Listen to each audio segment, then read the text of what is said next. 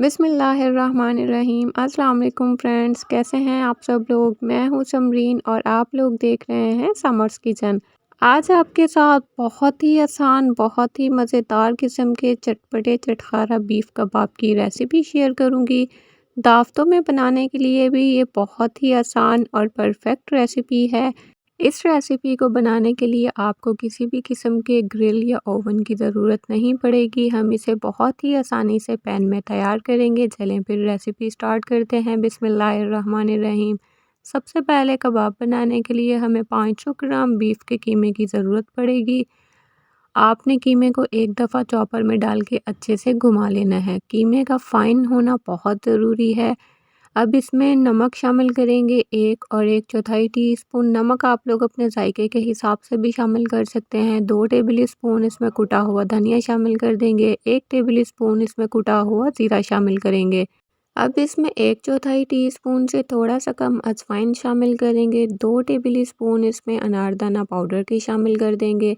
3/4 table spoon अब इसमें हमने कुटी हुई लाल मिर्चों का शामिल करना है। कबाबों को सॉफ्ट बनाने के लिए 2 चुटकी इसमें बेकिंग सोडे का इस्तेमाल करेंगे। अब इसमें आधा टेबल स्पून गरम मसाला पाउडर शामिल कर देंगे। 1 से 1.5 टेबल स्पून इसमें कुटी हुई हरी मिर्चें शामिल करेंगे। अब इसमें आधा टीस्पून हल्दी पाउडर शामिल कर देंगे। 1 से 1.5 टेबल स्पून इसमें अदरक लहसुन का पेस्ट शामिल करेंगे। अब इसमें 2 से 3 टेबल स्पून ब्रेड क्रम्ब के शामिल करेंगे। अब इसमें 2 से 3 टेबल स्पून ही आप लोगों ने फ्रेश लेमन जूस का इस्तेमाल करना है। एक बड़े साइज़ का प्याज लेंगे, उसे बारीक चॉप करके उसका पानी अच्छे से निचोड़ के वो इसमें शामिल कर देंगे। आधा कप चॉप किया हुआ हरा धनिया शामिल करेंगे। अब इन तमाम चीज़ों को कीमे के साथ अच्छी तरह से मिक्स कर लेंगे। अगर आप लोगों के पास ब्रेड क्रम्स मौजूद नहीं हैं तो आप ब्रेड के 2-3 स्लाइस को चॉप करके भी इस्तेमाल कर सकते हैं। अब कीमे को कवर करके कम से कम 30 मिनट के लिए फ्रिज में रखेंगे। चलें अब कबाब बनाना स्टार्ट करते हैं। सबसे पहले हाथों को पानी की मदद से गीला कर लेंगे और कबाब का मिक्सचर लेंगे। हाथों में दबा के इसको पहले यकजां करेंगे, फिर हथेलियों की मदद से इसको कबाब की शेप देंगे। आपने ये कबाब शामी कबाब से थोड़ा सा साइज़ में बड़ा बनाना है। आज जो मैं आप लोगों के साथ रेसिपी शेयर कर रही हूँ, इससे आप लोग 14 से 15 कबाब इजीली तैयार कर सकते हैं। आप लोग अगर कबाब्स को फ्रीज़ करना चाहते हैं तो आप लोगों ने इसी तरह से ट्रे को फ्रीज़र में रख देना है। जब कबाब थोड़े से फ्रीज़ हो जाएं तो आप लोग किसी एयर टाइट कंटेनर में डाल के 1 माह तक इन्हें स्टोर भी कर सकते हैं। अब हम कबाब को फ्राई करेंगे। ऑयल को प्री हीट कर लेंगे मीडियम फ्लेम पर। अब इसमें एक-एक करके कबाब शामिल करेंगे। कबाब्स को आप लोगों ने मीडियम टू लो फ्लेम पर फ्राई करना है और आप लोगों ने 3 से 4 मिनट के बाद इसकी साइड को चेंज कर देना है। आप लोग अगर चैनल पर न्यू हैं तो जल्दी से चैनल को सब्सक्राइब कर लें। बेल आइकन को प्रेस करना मत भूलिएगा ताकि मेरी हर नई आने वाली वीडियो सबसे पहले आपको देखने को मिले।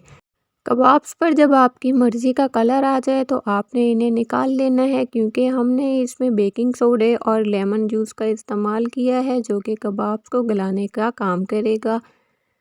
तो देखा आप लोगों ने कितनी आसानी से और कितने बेसिक मसालों का यूज़ करते हुए हमने ये चटपटे चटखारा बीफ कबाब घर पर तैयार किए हैं। बस आप लोगों ने एक बात का ख्याल रखना है कि कबाब का साइज़ आप लोगों ने थोड़ा सा बड़ा रखना है, क्योंकि जब आप लोग इन्हें फ्राई करेंगे तो फ्राई होने के बाद ये श्रिंक होकर छोटे हो जाएंगे।